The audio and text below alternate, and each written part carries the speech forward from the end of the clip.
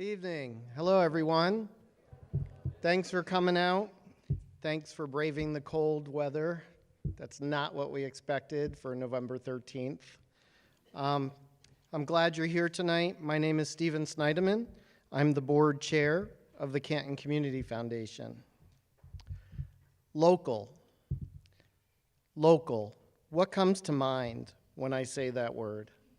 Your home, your family, your street, your neighborhood, the people or places in it, your town, your community, your county, your state.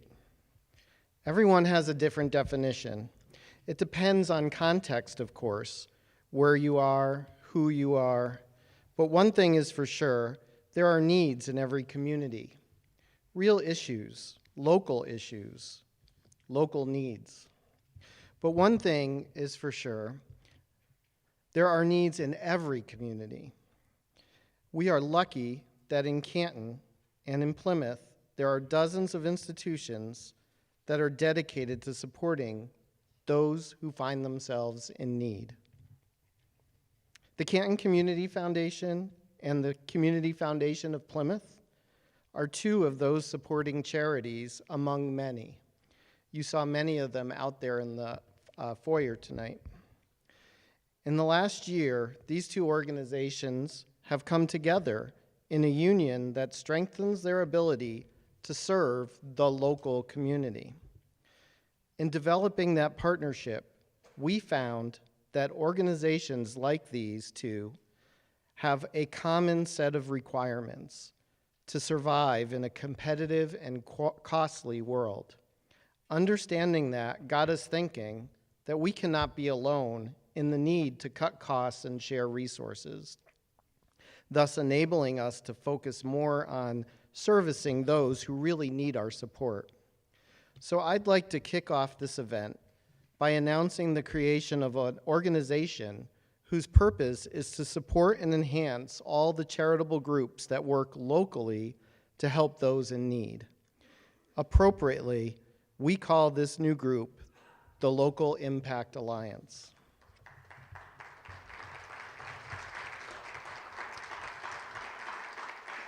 You will start seeing this name more and more in the community. So what is it? The Local Impact Alliance is a consortium that will provide common services to those people or organizations striving to provide assistance of any kind in this or any community. Whether you are a community foundation, a family foundation, a nonprofit, businesses looking to expand its charitable presence, a giving circle of like-minded citizens, an individual, a couple, a family wanting to get started in philanthropy, or someone simply with an idea of how to help others.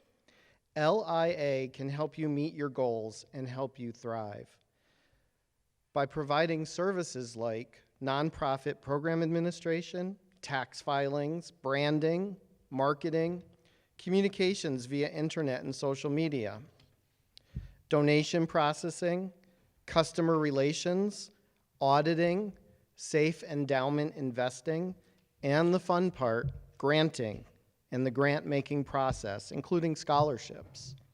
All these functions will be available through the Local Impact Alliance, and the goal is for them to be at a lower cost than providing it yourself. It has become clear that the nonprofit sector needs to come together in order to survive. It's only through economies of scale that we can maximize helping those in need. So today, starting today, our family of local charities will fall under the LIA umbrella, and that includes the major organizations that we partner with. As more come aboard under the Local Impact Alliance family, we'll announce them through social media and the press. If you know of or are part of an organization that could use such support, please talk to us after the presentation, or if you have any other thoughts on this, you can contact us at the Plymouth and Canton Foundations, or now the Local Impact Alliance. It is the Local Impact Alliance and its underlying charities which brings you this evening's event, a night of impact. A first discussion of issues facing our local community. We plan this to be a series of such events going forward on various topics. I thank you again for joining us at the very first one. Before we move on, I would like to thank the Foundation's president, Beth Mead, and her staff, specifically Doris Shubatis and Millie Tandon, for the hard work that made this tonight possible. Let's give them a round of applause.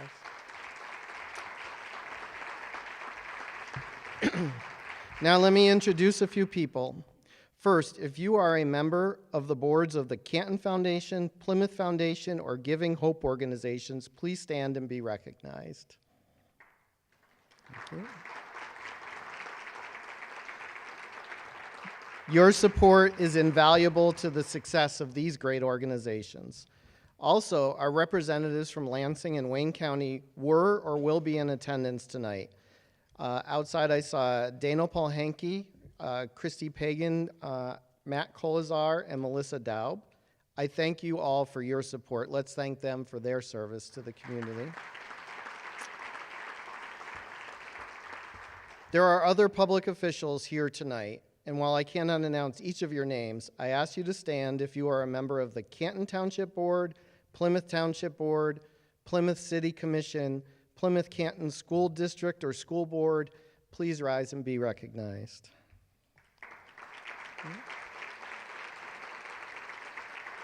Thank you. And the sponsors of tonight's event, the Deli Hut, Leo's Coney Island on Ford Road, Luca Pastry, and Sweetwater's, all from Canton, and Campari's and Joe's Deli from Plymouth. I would like to thank them and ask you to support their restaurants, as they have been a great supporters of our organization. Thank you. And now, to start us off, we are thankful to Wayne County Executive Warren Evans for sharing his time with us this evening. I'd like to ask him to the podium to kick off this event by saying a few words about the local needs in our greater community. Please, let's all give him a warm welcome. Warren?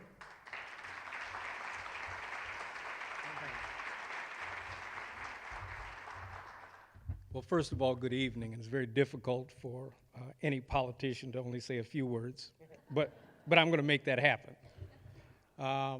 First of all, I want to thank you, Mr. Snyderman, and you will, see in a little while the guys that I work with on a regular basis back behind the curtains here now.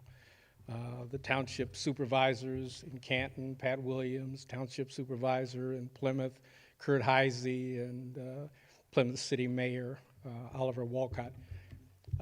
There are people I work with some regularity, and my worldview has been, as Wayne County executive, that we got 43 communities in Wayne County, and my job as county executive, as I see it, is to support all 43 of those communities, which is not kind of the historical backdrop to the county's position with folks before. I mean, I've been with the county, I hate to really admit this, but next year I will be celebrating my 50th anniversary as a county employee. I've been around,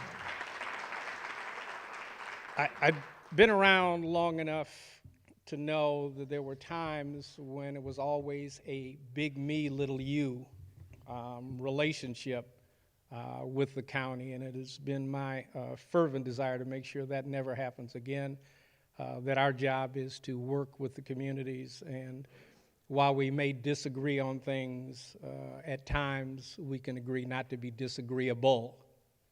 And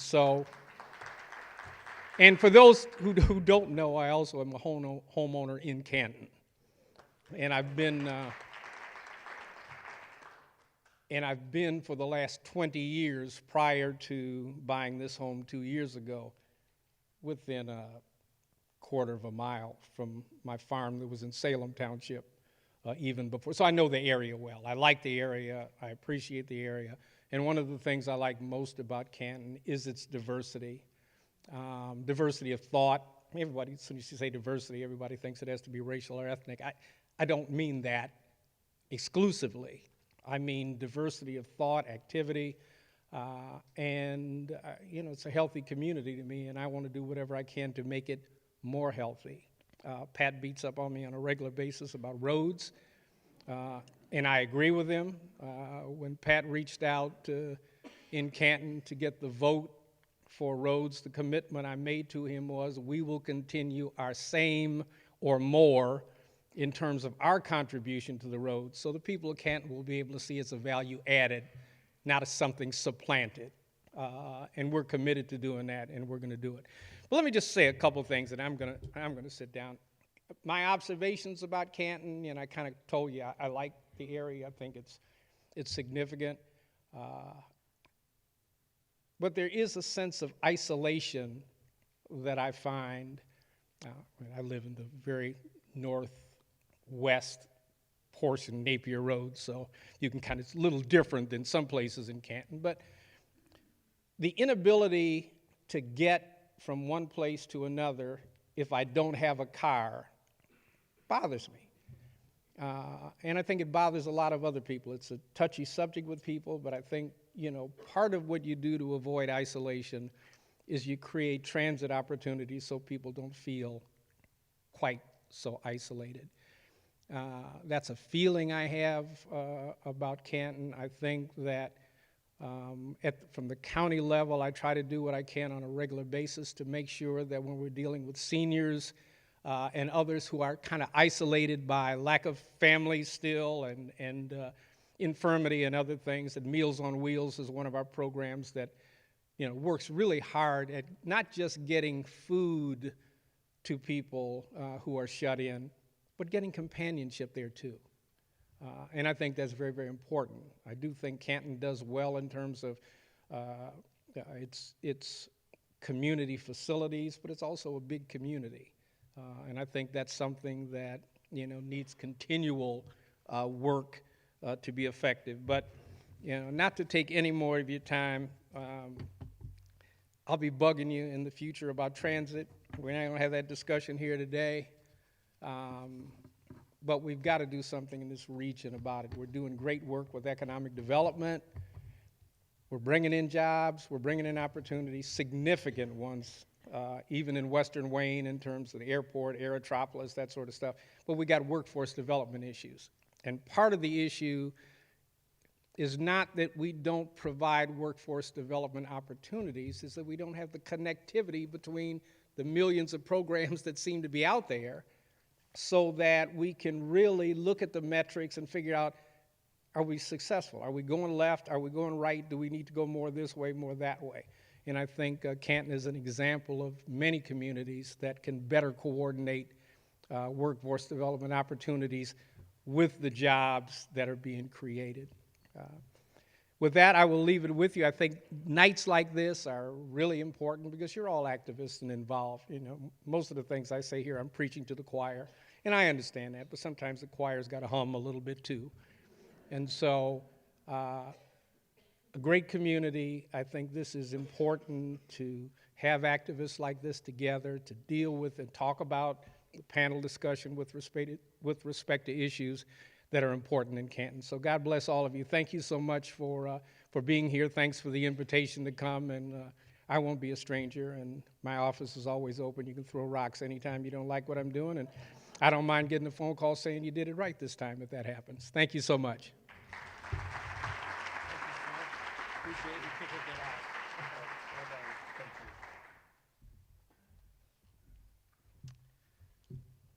Now, before our panelists come up, we will show you a short video. Thank you. The Canton Community Foundation is extremely important to the Canton community, primarily because they are the mechanism which allows private dollars to flow into community-based organizations as well as individual trusts to serve the needs of the Canton community. Hope is what really is the baseline of what the Canton Community Foundation is, their foundation of providing hope to families and individuals in the community in need. The Community Foundation is basically like the heart of the community. It's an opportunity for people who have the means to give, and it's also an opportunity for people who need help to get that help. Community foundations are important to communities like ours across the United States because the bigger organizations tend to focus on the bigger problems, but local community foundations focus on real people in our communities that are struggling day to day. It's a real asset to the community in that it gives a conduit for people that may not know much about philanthropy, that really want to make an impact on our communities, a chance to make a difference. So it provides you that opportunity to show you and direct you and to familiarize you with how important it is to recognize those needs and then to be able to act on those needs within your own community. The nonprofit base in our community is second to none. Our nonprofits work well together. We all have a common goal of making sure that this community is the best that it can be. I mean, there's things that the foundation can do that government just can't do. If somebody needs something right away, we can address that within days if we have to. Because we live here, we've raised our kids here, we very much believe in everything that Canton does. As people come into the community because of so many great things, one of the first things we've sent them to is the foundation. It feels like when working with the Canton Community Foundation that we've found a true partner. They truly get to know what we are doing, what the impact is for the communities that we're serving, and they'll work very intentionally to link us with the right funder and to provide the right resources that will help make our program as strong as it can be. To be able to provide scholarships and money for programming for the work that I do through the Block Youth and Teen Center, some of it honestly would not have been possible without the support of the foundation, holding that money and managing it for us and being able to make sure that the money is in the right place and it's being spent on the kids and on our programs. 10 years now with the Veterans Summit, we've been working with the Canton Foundation, and that goes back to our veterans. It goes back to the community. The last couple of years, we've given over $20,000 in scholarships, and we look forward to continuing to increase that amount. It was really great being able to put on a community event where we were able to educate so many people in the community. They gave us a platform because even though we have our meetings each month, there's a stigma that has surrounded the families that have loved ones that suffer with the disease of addiction. In 2016, we did this need assessment program, and from that we found out social isolation and loneliness is the biggest need of our community right now, and we need to address it. Canton Community Foundation found this program called Porch, which is providing others with renewed confidence and hope. So we invite you to join Porch and help each other and make our community stronger. The Canton Community Foundation is a way to think about the future of your organization. And in our case, it's thinking about the future of funding music for children in our community. I came with our idea to have a scholarship for cheerleaders. Had no idea how to do it. They formulated a plan, told me how I could fund it. We wanted to put a scholarship out there that girls could strive for to help them go forward in their education. I wish that everybody living in the Canton and Plymouth and Northville and Livonia and surrounding areas would know just how hard the Canton Community Foundation is working to extend its reach throughout the entire community. This foundation has become a force in Western Wayne County that is able to affect positively the communities surrounding Canton as well as Canton itself. This is our community. It's not just Canton's community, it's our community. We need to impact the whole area. This community is growing, and it is great because of the people that are here. It's a diverse community, from our residents being involved to all of the people that are involved in our nonprofits, that run our nonprofits. The people here are just simply fantastic. If you have a passion about something, they can help you get that set up to where you can share that with your community. Creating reality out of your charitable dreams is so easy when you work with the Canton Community Foundation. The Canton Community Foundation is looking for even the smallest of ways that they can make a difference in the community. You will be heard, and they'll help you bring your project to the community. what they do works, and they have a positive impact, they're successful, and we hope they're around forever.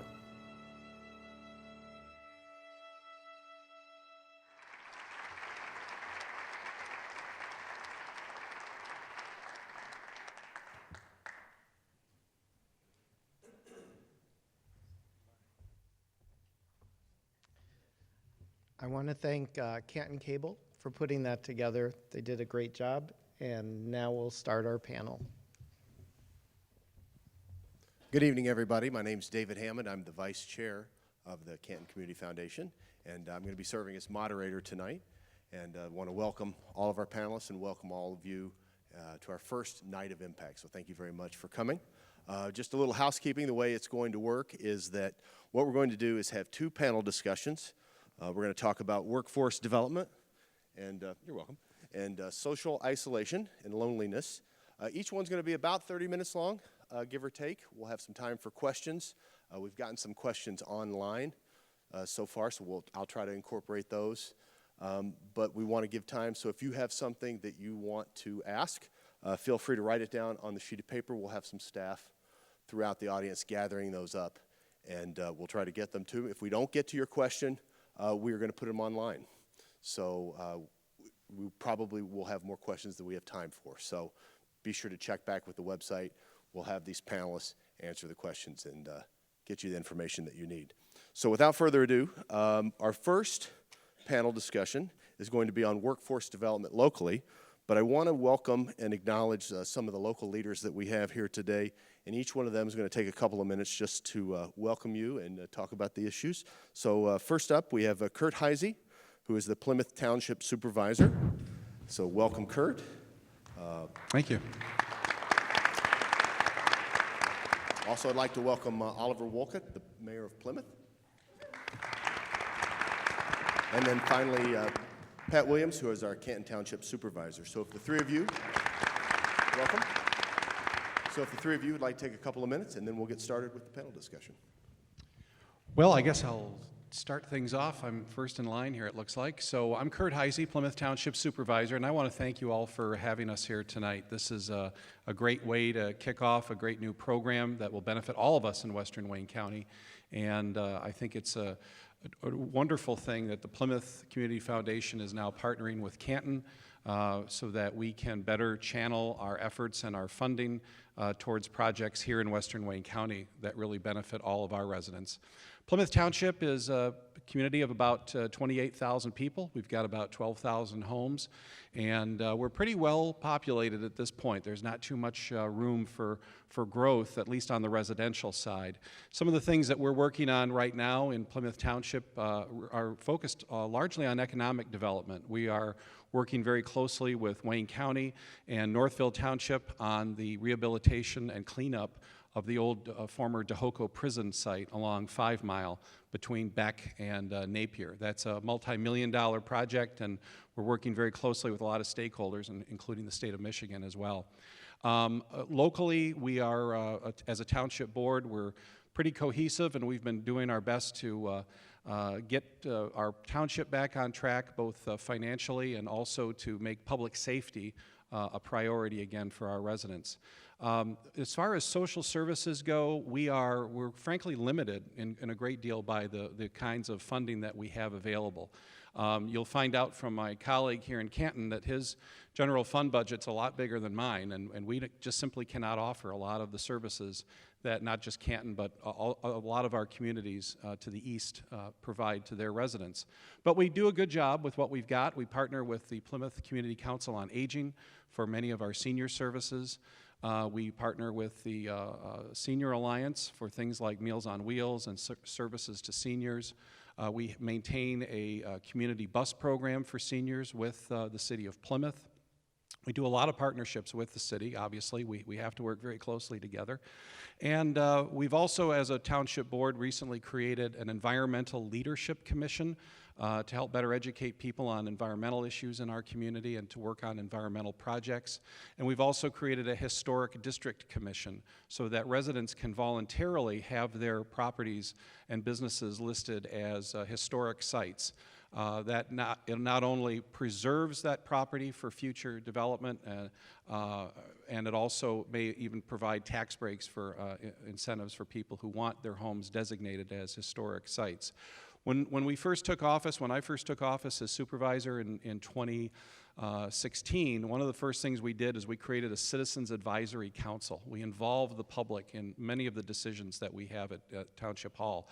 We formed different commissions and committees on public safety, health and wellness, senior services, history and arts, and a lot of those ideas are now being implemented. And so we do our best with what we've got, and we really depend, I think we're going to depend more and more on the foundations like Plymouth and Canton to help us fill those gaps financially and otherwise that we can't do alone. So that's what's going on in Plymouth Township.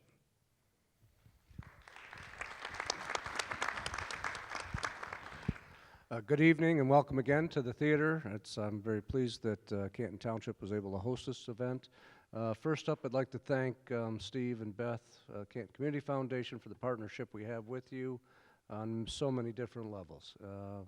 Recently, about a year and a half ago, we started Canton Cares Fund to service and help fund a lot of the programming that we have in the township.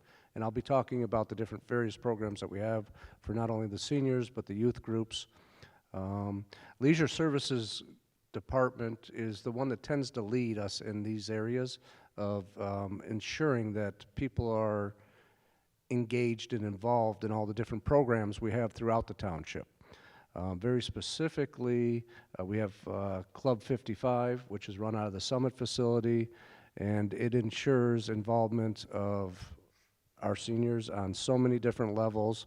We have curb to curb service, where we're able to pick them up and take them to events outside the community as well as inside.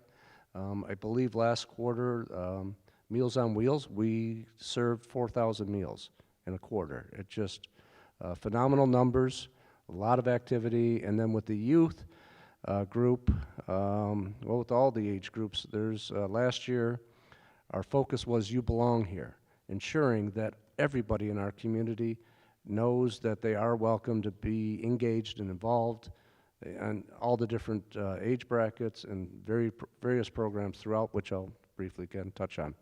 Also, from a regional perspective, we have Conference of Western Wayne, we have SEMCOG, where our supervisors and mayors we all work together regionally to pull in grants and funding to help support our programs.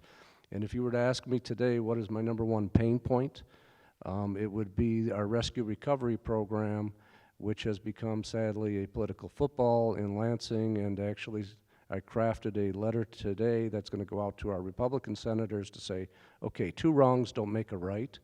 Restore the funding to our rescue recovery program. And I'm encouraging them to work together like we do in the Conference of Western Wayne when we put together that program. Very much a bipartisan effort. And what it is, for those of you not familiar, is when we encounter through public safety, or if somebody comes through the door that has an addiction to opioids or heroin, the rescue recovery program allows them to go into treatment as opposed to going to jail and then back out in the street in a couple days. And we've had phenomenal success rates. There's over 500 residents have been encountered in our communities, and we're at about 86% of those who actually do go into the program and are receiving help, and we are helping people. We need to get that funding back. So that's a huge priority for me, and there's a lot of panelists, so I'm going to stop there.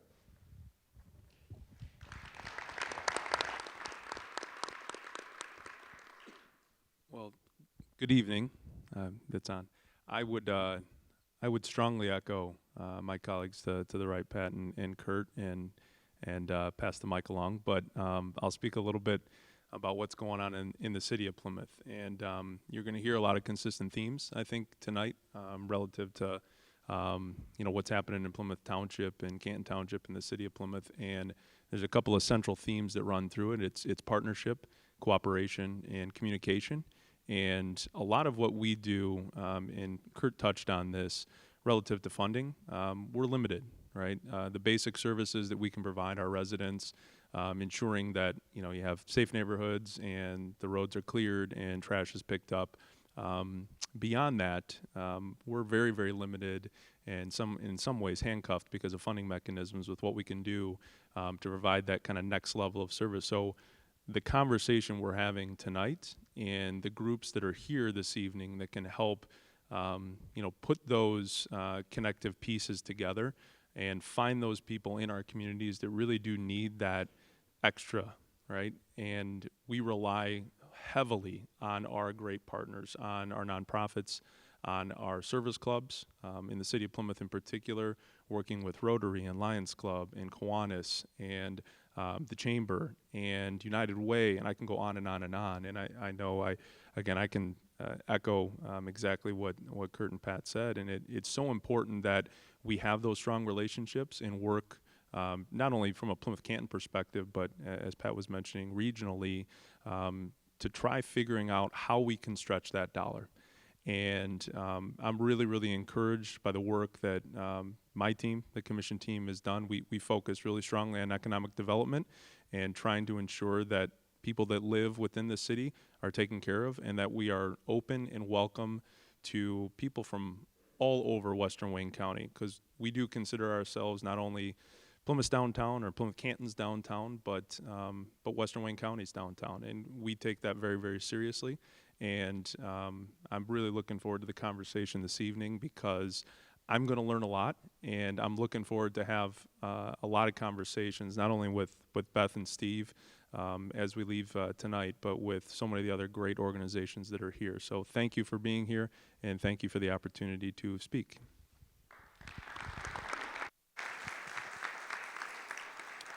Thanks so much, Oliver. So our first panel here is going to be about workforce development and the local need for skilled labor.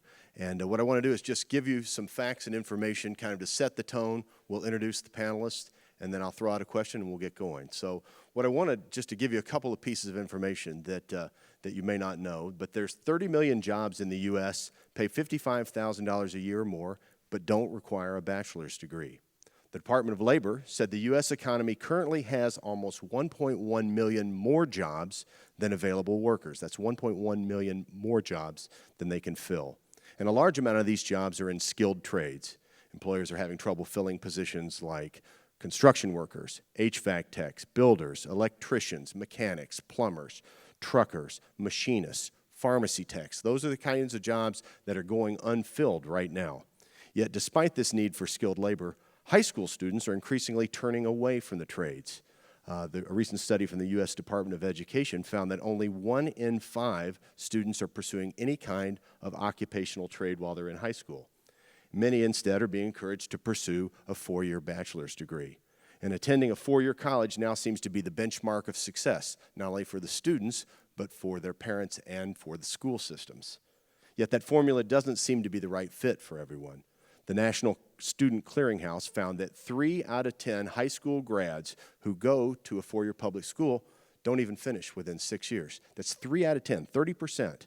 That means those students are not only saddled with no degree, but they've got increasing debt, a lower self-esteem, and they've lost 6 years of job earning potential. So with that in mind, we want to jump into this discussion of the need for skilled labor in Plymouth and Canton. And I want to introduce our panelists, and thank you so much for being here. First up, we've got Thomas Payton, who is president of the Canton Chamber of Commerce. Thomas has served as president of the Canton Chamber for nearly 8 years. Prior to that, he spent several years as a corporate quality manager for Chrysler. He holds a BS in business administration and labor relations from Wayne State. So thank you, Thomas, for being here. Our next guest is Pat Stropes. He's the court liaison and supervisor for GrowthWorks. Pat is a certified peer recovery mentor and coach, and Pat's story of recovery from his own addiction has given him a unique perspective on the devastating effects of addiction and allowed him to help thousands take control of their own lives. So Pat, welcome and thank you. Next up is Tracy Longenbarger. She's a journeyman carpenter, and she just completed her first year as a journeyman carpenter. And at the age of 34, she decided to change careers and join the apprenticeship program after being in the business field for 10 years. So she's going to give us her perspective. Thank you, Tracy, for being here. Our next panelist is Jerry Welsh. He's a Safety and Risk Management Manager at AD Transport here in Canton. And AD provides truckload services nationwide and is a leader in the transportation industry. They employ about 500 drivers to operate 500 trucks and 2,000 trailers. And Jerry's role with AD is to educate and hold accountable their drivers to the highest safety standards. So welcome, Jerry. And finally, Scott Lytle. He's the EMC Lab Manager for Yazaki North America, and EMC stands for Electromagnetic Compatibility Testing. So Scott graduated from Western Michigan with a BS in Electrical Engineering, and he's been with Yazaki since 2000 as the EMC Lab Manager. So welcome, Scott. So thank you all for being here. We appreciate it. So let me throw out the first big, broad question. What is the current job market here in Plymouth Canton, and what skilled labor jobs are going unfulfilled? The floor is open. Who'd like to take that? Short answer, all of them. There's not a single employer in Canton Township that I've spoken to in the last year and a half, 2 years, that is fully staffed, fully employed. Everybody is desperate for skilled labor and unskilled labor. I would echo that in terms of Plymouth Township. Based on our outreach that we've done to existing businesses in the township, we figure that there's at least 1,000 jobs just in Plymouth Township that are going unfilled right now. Some of these are skilled and unskilled, but for some folks who are coming right out of college with and I know we're not supposed to, talk college in this particular segment, but we've got folks coming out with engineering degrees, electrical engineering degrees, et cetera, that are making six figures right out of college in some of the businesses. But we also need, CNC operators, we need electricians, we need carpenters. We have projects in the township right now that are months, if not years, behind schedule because we can't find the skilled trades to complete them. So really, I don't know what the unemployment rate would be in Plymouth Township right now, but it's probably zero because we're looking so hard to bring people in. And that is across the board, both skilled and the trades. I know that the trucking industry also, Jerry, has had a hard time finding drivers. Am I on there? There we go. Yeah, that's correct. The American Trucking Association is trying to push legislation now to lower the age to be a certified commercial driver's license or to have a commercial certified driver's license from 21 down to 18. And if you think about that, a truck driver being 18 years old, it's scary. I have an 18-year-old, well, almost an 18-year-old. But at the same time, the trucks are much safer than they were in years past. Most of them are automatics like our cars. And this is a new arena of individuals that could pay for their college while they're truck driving. They could take their laptops with them and do big school or college education while they're driving down the road. Most of them don't have the financial responsibilities of a home, a family, or kids, so they don't have to be home as often as some of the adults do that are truck drivers nowadays. So it's going to be an exciting piece to see if that passes and to see where it goes. And Scott, you have a need at Yazaki as well, right, with a lot of the positions that you have available that don't need a four-year degree in your lab, isn't that correct? Yeah, in Canton here, we have 1,400 people that work on our campus. We have 3 buildings. The main building is the engineering building, but I work in the testing center. And at the testing center, we have 75 associates, but 30 of those associates are technicians.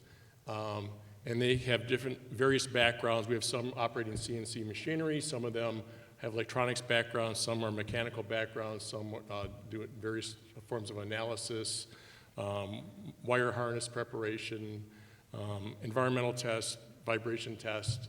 And some of the difficulties that I've had is finding qualified people. So typically we'll do a job description, we'll get it posted out there on Indeed, and we'll get, in my case, I'm looking for electronics technicians, but I'll get, butchers, bakers, candlestick makers, all kinds of people applying, but really I can't find electronics people that know, especially with an EMC background.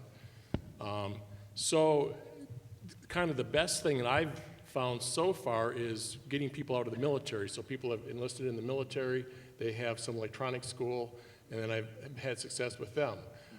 I would also really like to get people from the local community colleges. We have reached out to Schoolcraft, Washtenaw Community College. Another example is we do metrology, which is calibration of all our electronics there. And I'm trying to find people who can do calibration, and that's a big problem. Sometimes it's taken up to a year to find a qualified person. There is a program at Monroe Community College, but they never seem to have anybody taking the program. So again, you know, we're a lot of times having to go to the military where we could be hiring local people. Thomas, have your constituents also seen a real need that's going unfulfilled? Yes, absolutely. So specifically in the Canton community, actually about 3 or 4 years ago, starting with our manufacturing industry, just began to kind of take a tour of our industrial segment of our community. And I quickly found that as I was going to the various employers, they were all singing the exact same song. That they could not find, as been mentioned up here by our panelists, they couldn't find the skilled and qualified talent. And so once we really discovered that, it was up to us as a chamber organization to kind of go back to the drawing board and see what we could do as an organization to begin providing services and benefits to serve that need. So definitely the constituents in the Canton community are expressing those same concerns. So let me ask the entire panel, how did we get to this place where we've got so many high-quality available jobs locally that we can't fill? I think a portion of the issue is that it starts at home. Are the conversations around the dinner table, are parents really encouraging their children to go into the skilled trades, to go into manufacturing? You know, at some point, maybe the skilled trades or manufacturing wasn't a sexy occupation to have. But I think ultimately it starts at home, those conversations around the dinner table. Saying obviously the skilled trades, you threw out some of the stats there earlier in your opening comments there, Dave, and it's alarming at the gap that's actually not ahead of us, it's upon us actually at this current moment. So I think just in a fundamental way that it starts at home with the conversation that we're having around the table. When we went through the Great Recession about a decade ago, I can't tell you how many friends and people I knew that left for jobs out of state because they were available, particularly in the skilled trades, and didn't come back, right? And even with the encouraging signs locally, as the economy has turned around over the last 5, 6, 7 years, there's still a large population gap of those skilled trades that left. And we had, and I was, part of the generation where we're going to go to college, right? That was the conversation.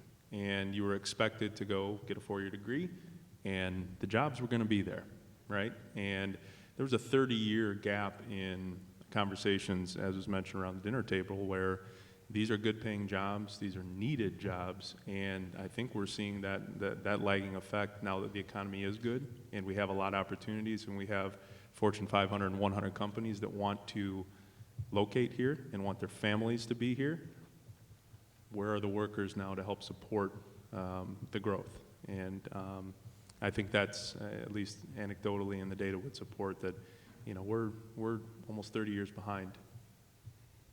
Yeah, I think it's interesting when you break down, you compare, say, going to trade school versus going to a 4-year college. I was just looking at some figures, and it's amazing that certainly the long-term earning potential is greater by going to a 4-year school, but it takes you so much longer to get there because you're paying back thousands and thousands of loans, and you've started work years later than you might if you went to trade school, and you had to take this extra time to get into the workforce. So as a community, how do we think about restructuring that feeling that college is the way to go? You're only successful if you go to college. Tracy, I'd be interested in how you kind of switched professions right in the middle of, you worked in the business field for a decade and then said, I need to do something else. Well, how did you approach it? Huge swap in my life. Yeah, I know. I was trying to avoid it. I was trying to avoid it. I think it's on. It was on. There you go. Okay. I switched because I've always liked working with my hands. I like building things. I like not sitting behind a desk, learning, crafting, all of that. But I am, to go off of, off of Tom over here, that was my dinner table conversation with my parents. You know, my dad was a trade guy. He was a tool and die maker. But it was always, you're going to college, you're going to college, you're going to college. So I tried it. Wasn't for me. Felt like high school. I didn't really care for high school. But I made it work, finished. And then I finally, throughout time, realizing that I didn't care for that world and that I wanted to get into something that was going to make me happy because it's my life, I found it. I took the steps. I went to the school. I went to the apprenticeship school. People telling me, laughing at me, well, not the carpenters, but some of my friends and stuff, because I'm a little small and I am a carpenter, but just powering through. So what suggestions would you give us to reach people that might be like yourself? What kinds of tips could you give us to get that message across that maybe, hey, you don't have to go to college to be successful? Well, if you have kids at home, pay attention. Talk to them. If they're not interested in school, or if they're interested in like taking things apart and putting them back together, they don't have to be an engineer. There are other avenues. You can be an electrician, you can be a welder, you can be a carpenter. Nurture that. Explore that with them. Kids don't understand. If you're in school and you're college, you might not understand that there's other avenues out there. There are other roads that you can take. And I think if we sit down as parents and as adults or teachers or counselors and sit down with them and then explore that avenue with them, you can figure out which way is the best road for them. So we've talked about the responsibility of the parents. What about the community? What responsibility does the community have in outreach and letting people know? If I may address this, because I think Thomas is being a little shy here, and also Wes Graff from the Plymouth Chamber, I know, was in the audience. The Canton and Plymouth Chambers of Commerce got together and they created an event or program called Manufacturing Day. And I think initially Thomas was going to try to reach out and maybe get 30 kids to maybe go out and tour some of the factories and facilities to let them know about the high quality tech jobs that exist on the plant floors. And that turned into, was it 400 kids the first time you did it, Thomas? It was First huge. year, yes. Yeah. And so obviously us as communities, we can get behind efforts like that. And I think it's also important to recognize and acknowledge another very important partner in all this, which is the school district, and opening up the doors and allowing the chamber to work with the students directly, with the teachers, and communicate what the needs are. And I think last summer there was a period of time, and I don't know if it's still true, anybody from Detroit Edson can straighten me out, but they were paying line workers from out of state to come into our region $200,000 a year and above to just backfill the emergencies and panics that they had in our region. So it's an incredible amount of opportunities, and tech jobs or semi-skilled, skilled labor isn't low end of the totem pole anymore. If I may add, it's kind of a knee-jerk reaction to blame the schools or something, that it's their fault. I think Plymouth Canton schools have done an exceptional job through STEM and STEAM and robotic competitions and all of the other programs that they provide at the park here in Canton for kids to really explore any educational opportunity that they want. And I look back on my time in high school. We never had robotic competitions. I mean, that was a nerdy thing to do, and now it's cool. So it's that kind of cultural change that we're seeing in our school district, where we're not knocking college as an option, but we're showing kids that you've got a lot more out there than just that four-year degree. And I think our school district needs additional support from all of us, from the foundations, from the chamber, to help fund and to help promote those programs. Pat, have you found that there's good success in helping people coming back from addiction and getting them in? What's the connection between these skilled jobs and that? Exactly, and people that are here that know me are probably going, I can't believe you didn't say anything yet, because I never stop talking. So I'd like to talk a little bit about like what the communities are doing, right? And then what we can do.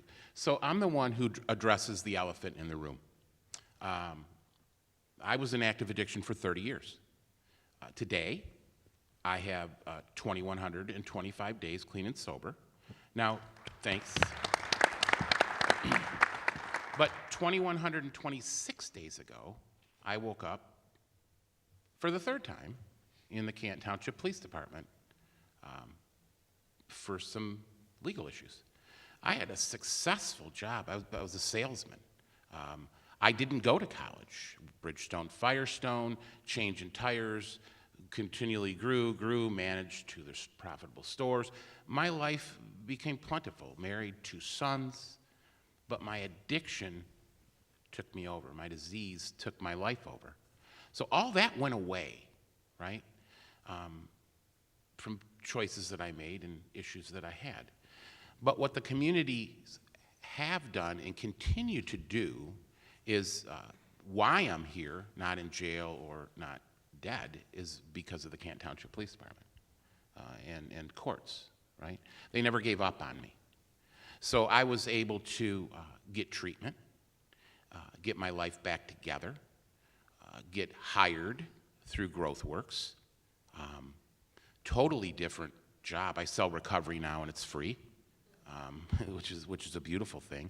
But the communities are doing things to get people back on their feet.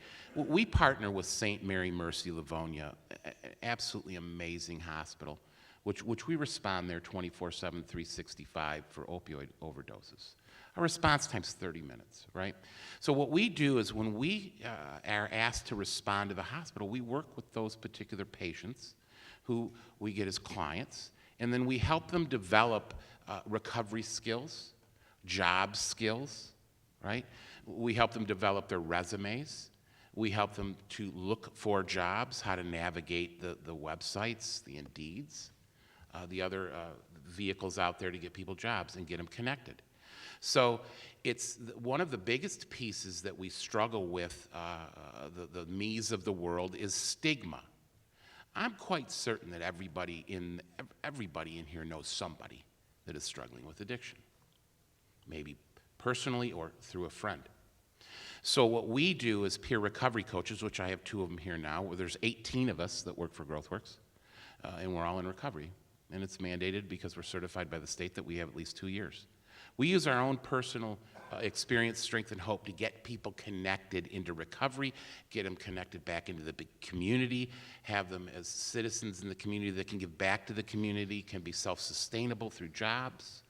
And they're not necessarily engineers, and so forth. They're trade skills people. And that's what we try to help them get them connected to through vehicles like MRS, Michigan Rehabilitation Services, and other avenues. So those are the things that the communities are doing to partner to help give back and to help develop those of us who have had high-paying, wonderful jobs, but then give them away because of our addiction. So we need to wrap ourselves around my population, if you will, and build them back up and get them back into healthy lives and jobs, which we are doing, and we have great success with that. Yeah. Thomas? Yeah, I wanted to elaborate a bit on Supervisor Williams kind of beat me to the punch here to talk about Manufacturing Day. So in reference to what the community is doing in terms of youth career exploration, so 3 years ago, the Canton Chamber, with our partners from the Plymouth Chamber of Commerce, we brought Manufacturing Day to our local communities. And so what that was is that we partnered with our manufacturing and industrial partners between the communities, asking them to simply open up their doors, allowing students from our school district to come in to have some hands-on and explorative experiences within their facilities. We understand when it comes to the skills trades or manufacturing, the negative connotation that that industry could have, that maybe the manufacturing of the past is dark, dingy, and dirty. But nowadays, manufacturing is clean, it's bright, it's high tech. And so what we wanted to do was take the young people in our community in these facilities so that they can see just how cool these jobs really are. And so our first year, Pat alluded to it, our goal was 100 students to tour, and we ended up with close to 400. So we definitely saw the need. We're in our third year of that particular event. But even if I switch industries, there's also needs in the healthcare industry as well. Currently, there's over 1 million skilled healthcare jobs that are unfilled right now. And so once our organization, we looked into that data, we launched the first ever Healthcare Next Generation event, where we again partner with the Plymouth Canton School Districts, our biomedical and our health occupation from CTE and the STEM academies from the district, and we took those students into healthcare facilities. Beaumont and St. Joe's were our major partners for that. And again, first year, we had about 130 students that we took through various labs and x-ray, and students were able to look through microscopes and see what cancer cells looks like, and infected lungs and things of that nature, to really give them an out-of-the-classroom experience. And so that's what our goal was. But the great thing about that particular event, if I could elaborate, we had students in a room, and we had the CEO of Beaumont in the room, and we had doctors and surgeons, nurses, you name it, and you could hear a pin drop. And those folks weren't necessarily talking about their careers, they were talking about their pathway. How did the CEO of Beaumont get to where he was? And that's what the students were really looking for. They were looking for, not tell me about your job, but tell me how you got there. And so oftentimes that's what we miss in our conversations with our young people, is giving them that roadmap, giving them the steps to go down that pathway to find these successful careers, whether it's in the skilled trades and manufacturing, healthcare, and so on and so forth. So we've been happy to be instrumental in those particular programs. Sounds like the business community needs to do, and is doing, from what you're talking about, a better job of marketing itself and marketing specifically what it needs. Getting rid of some of those old stigmas. I mean, I know, Jerry and Scott, you were talking about the trucking industry not seen as a glamorous industry, but now it's these things are fancy. They're huge supercomputers, and they're like luxury automobiles. Really, I mean, they're easy to drive. You know, you perceive a truck as being difficult, but it's a lot different now, isn't it? Yeah, and it's not just to keep the general public safe, you, me, our kids, but it's to also keep the driver of that vehicle safe. Roadways carry a lot of responsibility, and certainly the driver does as well. I work a lot, my primary goal is, or job function is more safety and risk management, so I work a lot with telematics. And the great thing with telematics nowadays is that you can take a young individual and put them in a truck and monitor that truck through its network for about 30 days, and it'll give you a report of all the bad habits and good habits that driver has. And then you bring the driver back in, you show them what they did wrong, send them back out, hold them accountable, and then you can monitor their progress. So it's an ongoing training, not just to make better drivers and the roadways safer, but to keep the general public safer. And I think the American Trucking Association is really looking at that and all the telematics and all the good things that are going into the trucks nowadays, not just how luxurious they are, but they're looking at those things, and while they're thinking about reducing that age to 18 years old, how can we use these telematics and use that for a younger workforce and make the roadways safer and try to recruit more people to this industry. So when Yazaki came to Canton in the late 1980s, at the testing center, Canton Township came to us and said, "What in the world are you guys doing? You guys are consuming about 1 million gallons of water over there. What's going on?"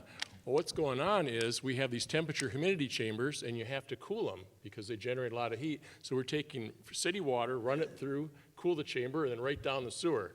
So it wasn't, very economical, or it wasn't very green on the other hand. So as a result of that, they ended up putting in a cooling tower at the building. And since I've been there, We've added 2 more cooling towers due to our expansion. And in order to get the cooling towers in, we have to hire commercial contractors in mechanical, electrical, plumbing, that type of a thing.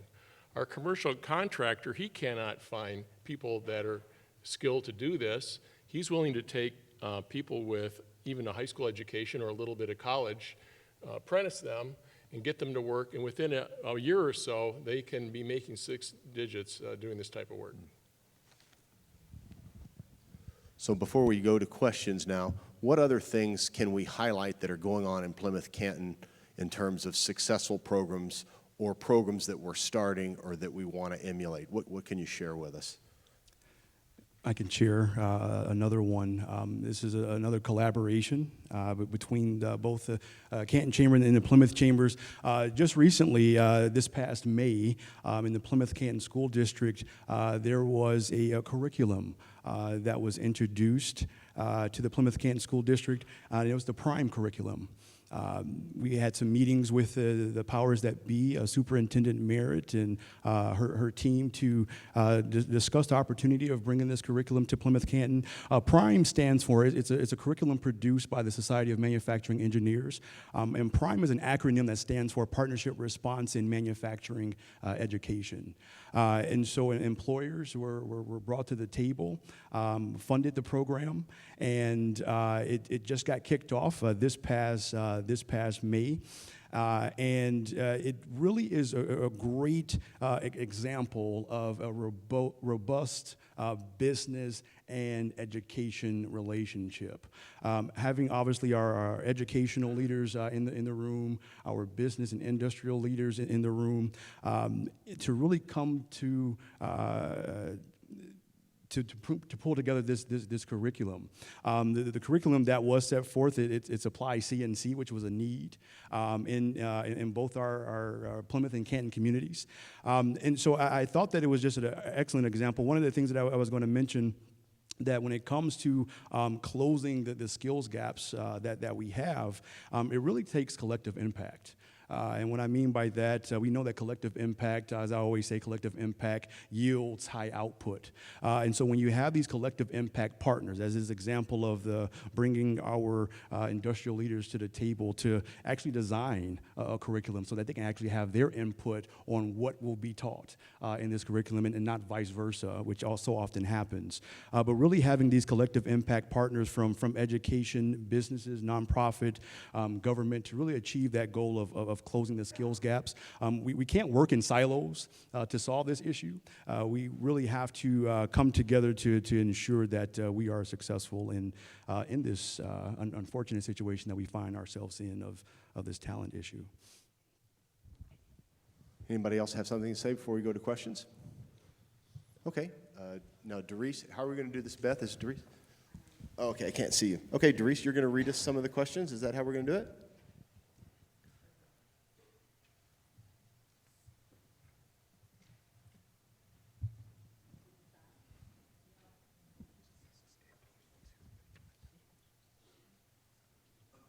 Okay, and Rick's reminding me that if you have some questions, write them down, and we'll have people just raise them up, and we'll have them picked up by people in the audience. Doris, is your mic working now? Nope. You want here? Come use mine if you want. Okay,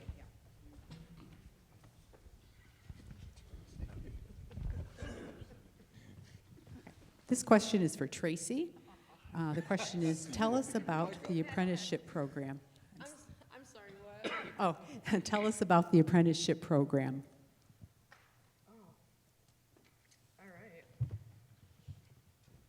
Okay. There's a lot to tell you about it. It's a 4-year program. You go to school once every 2 weeks, and you get paid on the job as you work as you go to school. So you will work for a company. They will sponsor you. So you will work as a regular employee, but you are an apprentice.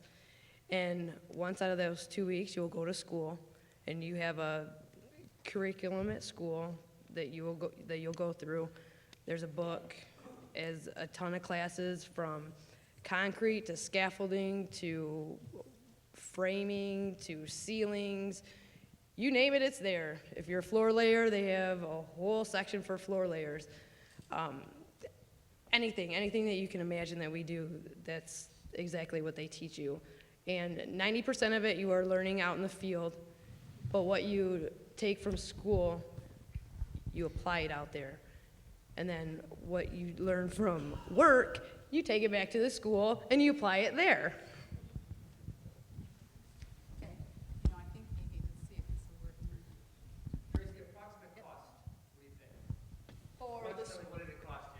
Zero. We do not pay to go to school.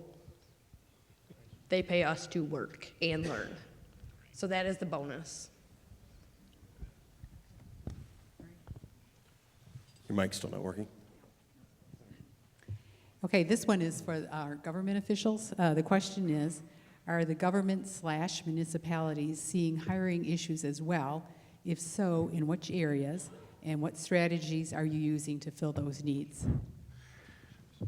The question is whether we're seeing hiring issues as well in our fields, and the answer is absolutely yes. For us, the most acute areas right now are public safety, primarily police officers and firefighters, but most acutely with police officers.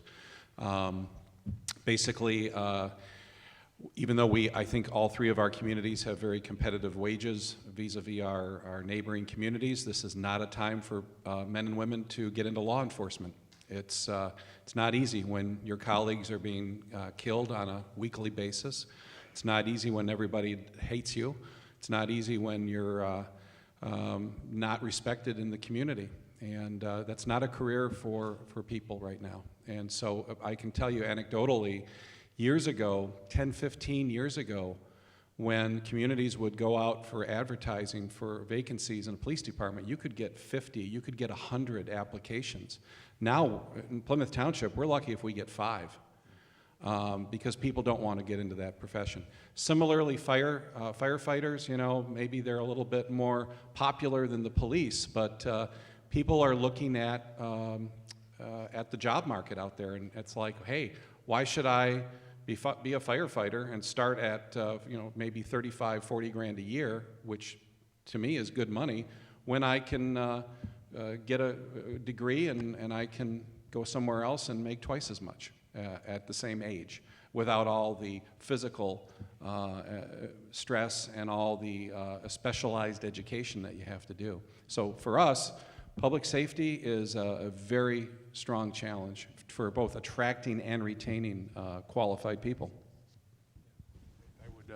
I would strongly echo Supervisor Heisey's statement, particularly around public safety.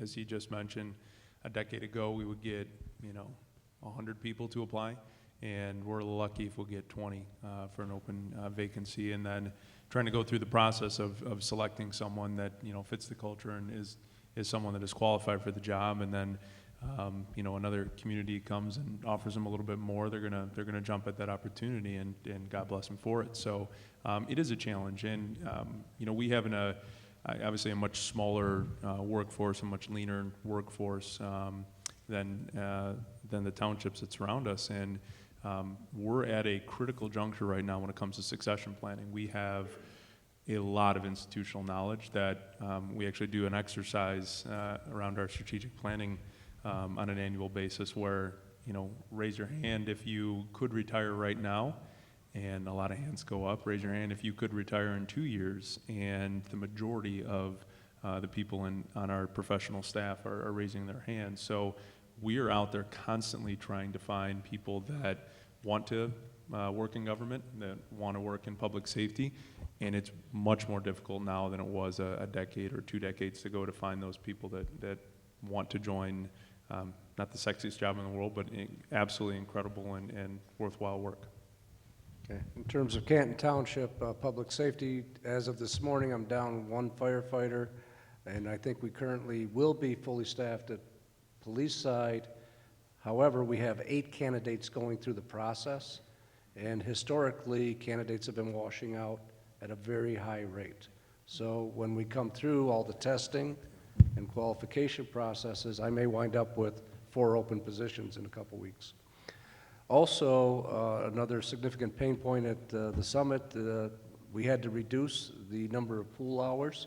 I don't have enough lifeguards today to staff our pool at the summit. So if anybody out there enjoys swimming, please come to Canton Township, come to the summit. We're hiring. We need lifeguards desperately right now. One question that came in online was related to how do we reach these potential workers? And they ask, is there anything like a job clearinghouse or a database that we can promote and that people can access to see the types of jobs that are available and to be updated as those evolve? Yeah, the state does have a clearinghouse of sorts, and I know from a more parochial perspective, as Supervisor Williams mentioned previously, we're constantly trying to promote and push the chamber and the outreach that the chamber does to local businesses and the outreach that they're trying to do outside of Plymouth. Obviously, in the city of Plymouth, we're looking towards Plymouth Township and Canton Township because they have the majority of the industry, the commercial industry. So we're constantly promoting, try to live in the city of Plymouth or in the townships, but live in the city of Plymouth and play downtown. But we want your business to be located in Canton Township and Plymouth Township, and the chamber is an incredible asset for pushing those resources. When we get approached about how we get in touch with local industry, we're reaching out to the chamber and trying to have them facilitate those conversations. Schoolcraft College is also a very important partner in that effort, and I can't tell you everything that they do, but I do believe that they play a major role in helping to match students with employers that are out there through apprenticeship programs or through, a work and learn type of arrangement that not so much an apprenticeship, but you can partner with an existing business, stay in school, do well in school, and then you'll have a job waiting for you when you get out. And approaching it from the other side is economic development and encouraging operations to come to our communities. In Canton, we have Kristen Thomas. She's dedicated to that effort. I don't turn down, but I try to dissuade fast food restaurants and try to bring in high-end employers. And we have a great partnership through Wayne County in the economic development side, which they've just radically expanded the staffing in the county, as well as through the State of Michigan MEDC, Economic Development Corporation. So again, regionally, we're working together at a lot of different levels for economic development. We've got time for 2 more questions. Doris, you want to? What are we doing to involve faith-based organizations in closing the skills gap?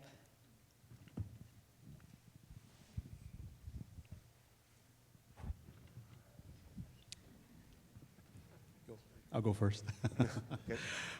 So I think that goes back to the opening comment that I made. With the faith-based organizations, that's where our families are. And so having those conversations, letting them know that the opportunities that exist in our local communities. Again, going back to the manufacturing day, the healthcare day, the other events that we have surrounding the skills gap in our community, parents need to be made aware of these things. And so that's one of the avenues to reach them is through those faith-based organizations.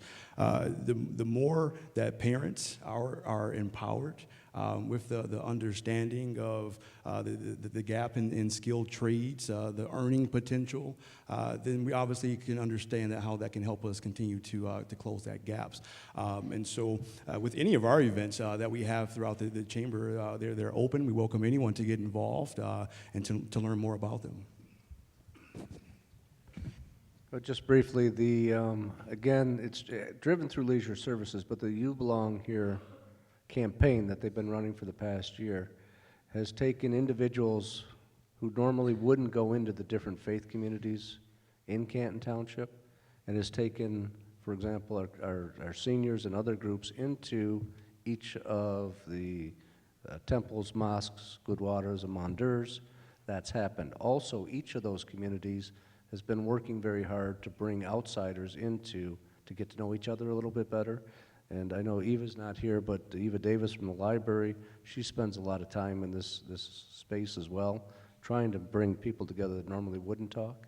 So there's a lot of that is happening every day. Hey, Doris, one more question. This will be our last one. This is kind of more of a suggestion, but I'll still pose it to you. What about a skilled trades night in the high schools, like the college visit night, but with local businesses and trades and unions on hand to show kids these options? Yeah, Canton Chamber actually used to have a Parents' Day event that included the parents and the students for all the local businesses from Plymouth Canton, but that's back in the 90s. I think it'd be a great idea to bring it back if there's not something there already.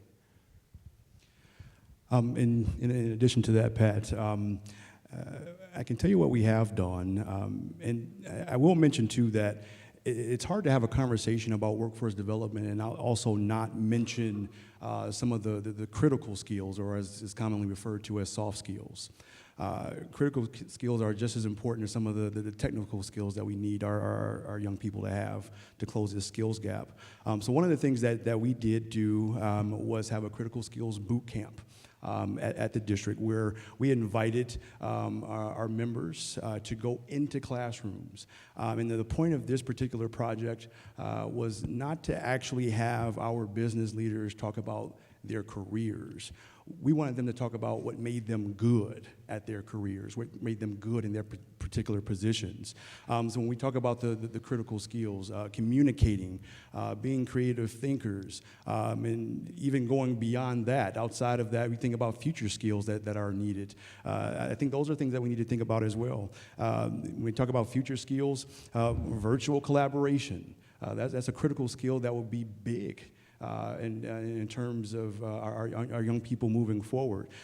Many of us work in virtual environments, but how much more so is that going to be a skill set that's going to be needed and valued in the future? So part of the conversation I think that also needs to happen in terms of the skills gaps is also the critical skills that aren't taught anymore. I think one thing too to recognize, and sorry, Jill, to put you on the spot, but one of the amazing things that's happening within the community is a project that the Partnership for the Arts is doing in Jill Engel, and what she's doing with her buildings requires a lot of skilled trades. So, a ton of skilled trades. So I applaud her for that, because that's something the community is doing to put some skilled trade workers to work, and the amazing work that the Partnership for the Arts is doing, and the jobs that are created just from that, building project itself. Yeah, go ahead, Tracy. Actually, I want to say something. Just kind of want to let you guys know that that's a fantastic idea. I support that 100%, and I would be one of those willing to actually show up on my time and go to a school and teach and walk through and answer questions of parents or children or kids, adults, teenagers, whomever, to do that. But just so you know, we are edging back into the schools. As of now, we have 114 schools that we are getting back into. We actually take our book from our apprenticeship program, and we go in early and work with kids, and so they can see the path. I know it's a start, and I think we're in the right path getting back in there. Sounds like we have our first action item of the evening. I just want to say a round of applause for Tracy, because there's not too many female carpenters, so it's a pleasure to have her as part of the panel today. And if I could, really quick, I've mentioned some of the programs that the Canton Chamber has sponsored and offered to the community, our Healthcare Day, our Manufacturing Day. And one quick shout out, if I could, is to Ms. Brooke Franklin, my friend and former colleague. I couldn't have got any of those things off the ground. A round of applause for Brooke there in the corner. She's absolutely fantastic. And the Canton Chamber couldn't have spearheaded any of those initiatives without her, so a big thank you to her. Okay, and then while we're at it, let's give a big round of applause for our entire workforce development panel. Thank you all so much for participating in our first ever Night of Impact, and I want to encourage you. We've got one more panel coming up now, but if you have thoughts, if you have comments, this is our first time, so we're looking to make these bigger, better, and we'll take any feedback you can give us. So thank you so much for coming up, and if you're on the next panel, come on up. We'll take just a brief moment and get the new people up here, and then we'll start with our panel, which is going to be on loneliness and social isolation. Okay, well, thank you for joining us again.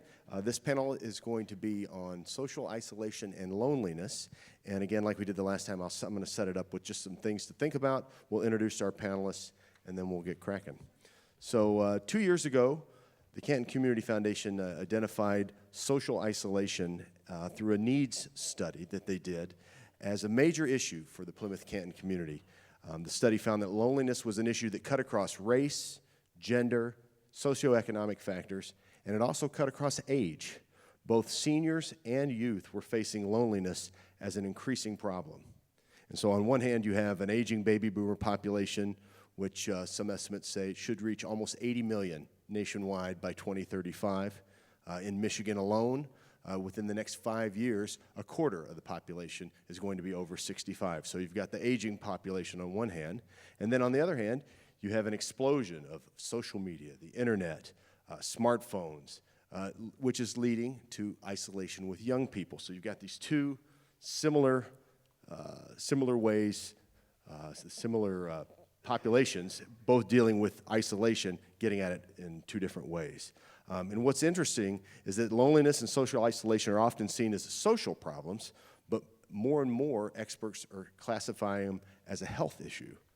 In fact, a former Surgeon General of the U.S., Vivek Murthy, said that the fastest growing health crisis in the United States was not heart disease, obesity, or smoking. Instead, he said it was loneliness. So with that said, let's introduce our panelists for our panel here. So again, you know our local leaders, Pat Williams, Kurt Heisey, Oliver Wolcott, they're still up here with us, as well as Pat Strobes from GrowthWorks, so thanks for sticking around for us. Our new panelists are Janice McGlone. She's a social worker intake coordinator for PACE Southeast Michigan. She's a proud Canton High School graduate, class of '81. She got her BS in social science from MSU and her master's in social work from Michigan. Her focus has been working with seniors with Alzheimer's and related dementias. She's currently employed by PACE Southeast Michigan, which allows low-income, medically fragile seniors to age in place. So Janice, thank you for being here.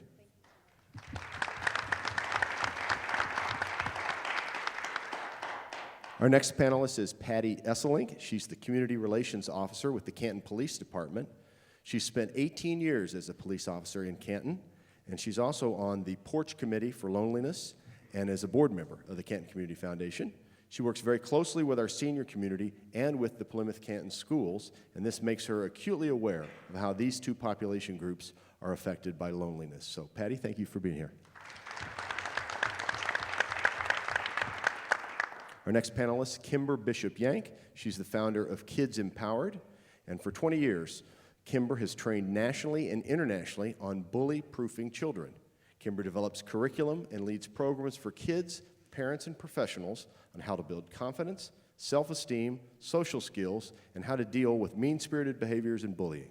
Kimber is also the chair of the Growing Up 2020 Youth Empowerment Summit. Welcome, Kimber.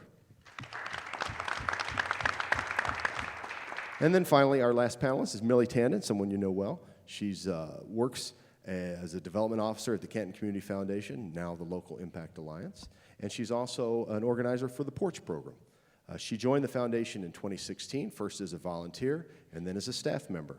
She has a BS in psychology from the University of Delhi and her master's degree in human resource management. Millie and her husband moved to Canton in 2002, and both of her children attend Plymouth Canton schools. So welcome, Millie. So again, let's start off with a big, broad question. How big a problem are isolation and loneliness in our community? Who'd like to take the reins of that big one? Go ahead and start. We have several programs in Canton Township that I'm extremely proud of, again, put on by the Leisure Services, and last year's theme, which I've shared a couple times, is You Belong Here, and that's done a great deal to bring people in that normally would not. And another group are individuals who don't have the physical ability to get out and get involved and be engaged, or a very significant program we have is therapeutic recreation, which is funded by Wayne County again, which takes those who are mentally challenged to be able to participate, and it goes from youth all the way up through adults, and we run that program not only for Canton Township residents, but for the region. So Canton Township's taken the brunt of that on our budgets in terms of the funding side that Wayne County's not able to assist with. So Kurt and Mayor Wolcott and others around us, you're going to be getting a letter from me asking to help with that in the future. But the youth side is the block program, which we have, I think, 120 kids currently going through, and they typically are coming through disadvantaged neighborhoods and areas in our community where they need a safe place after school where they can come and be and socialize and have a lot of fun. A subset of that block program is 2 leadership programs that we run for the middle school through high school age kids, which is Lead Like a Girl and Be a Model Man program. Extremely successful, and what that does is on so many different levels is gets kids involved in conversations and discussions in the community that traditionally they would never have been part of. And then there's also the mentoring and the economic development and going out to businesses as well. Another group on the kids side is the Youth Advisory Committee, and I am trying to figure out ways to get them involved not only in the youth issues, but also possibly sit in on planning commission meetings and other board meetings and appointees. The senior side, we have the Club 55 program, extremely successful. We're looking at expanding both the youth and the senior programs in the future. A lot of it, again, regionally, we couldn't do like we do without the support of Wayne County and the other grant funding sources. There's a lot of other things that I want to talk about on that, but I got to stop because there's a lot of other panelists. So how big is the problem?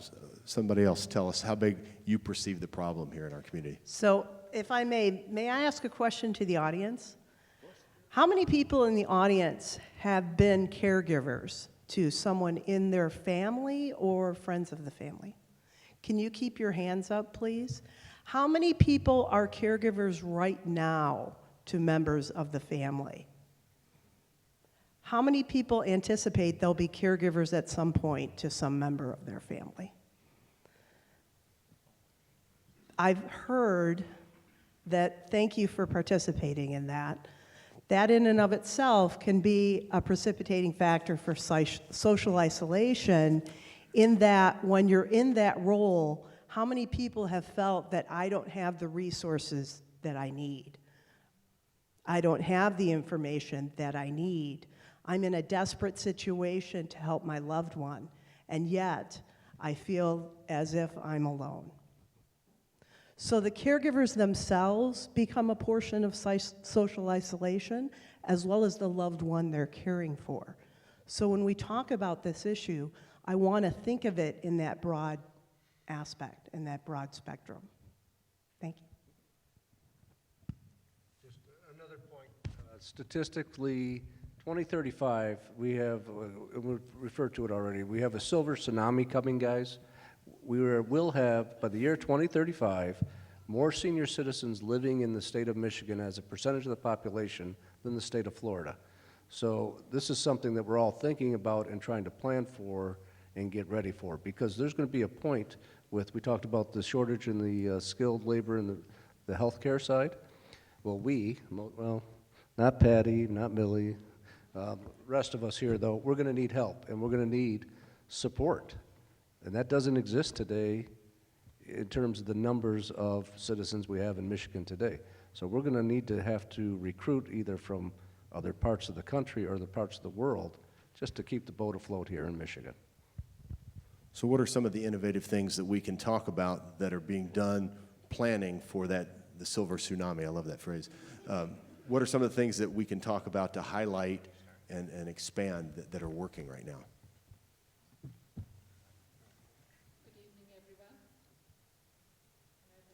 On. There it is. Good evening, everyone, and thank you for taking time out and coming out this evening. It's a weekday, I totally understand, but on behalf of Canton Community Foundation and now Local Impact Alliance and Porch, we welcome you all. So as we all know that social isolation and loneliness is a big, big, big issue in our communities, not only locally in Canton, Plymouth, but all over. I mean, there was a very, very strong statement which I read and which really caught my attention, that social isolation and loneliness can be as damaging to health as smoking 15 cigarettes. So that really calls for our attention. And in 2016, Canton Community Foundation did a need assessment, as David already told, and from there, social isolation and loneliness came out as a big need. So we started working towards how Canton Community Foundation help the community in tackling this. Slowly, we started evolving the program. Now the program is called Porch, providing others renewed confidence and hope. With lots of research and our great committee members, Patty Esseling right here, we have Tom here, and support from our members, board, we formulated a program where we recruit volunteers who donate their time, and we connect them to the people who are in need of a friend. So we go meet seniors, and not only seniors, anybody can be affected by loneliness, younger people. So we are developing this program. Canton Community Foundation is providing you a platform. So please, I know government cannot do everything. That's where we step in. That's where we say, okay, we have big hearts, we can give our time. So let's take care of each other, and let's work towards removing this from our community. So talk a little bit about the program. So what you're doing is you're taking volunteers to interact with people that have come to Porch and said, we have a problem. So how's the mechanism of that working? So what we are doing is we are recruiting volunteers who are called Porch Friends, who will donate their time to the people who need a friend. Who need a friend are called neighbors. So we are going to connect the two. We ask them what are their common likes, what are their common interests, and we just connect them. So the friends, they commit to a 3-month program, and they just visit their neighbors for once a week. And on the other hand, we had already figured out their communities where we have seniors living in, places where we can take all our friends and visit those communities. So we are already planning one visit to a senior facility on Ford Road, Canton Place, on December 12th. So that's how you are all welcome to join as Porch Friends. Anyone who is over the age of 18 can join us. All we do is a simple background check, which takes a minute. We have already signed up on iChat, and we train you. Our training office, Community Relations Officer, Patty Esseling, helps us with the training. It's as simple as that. Okay, so that's the social side of interaction. We talked a little bit, though, about how loneliness, the impacts of it from a health perspective, and how does that change how we try to solve it, in particular with the elderly?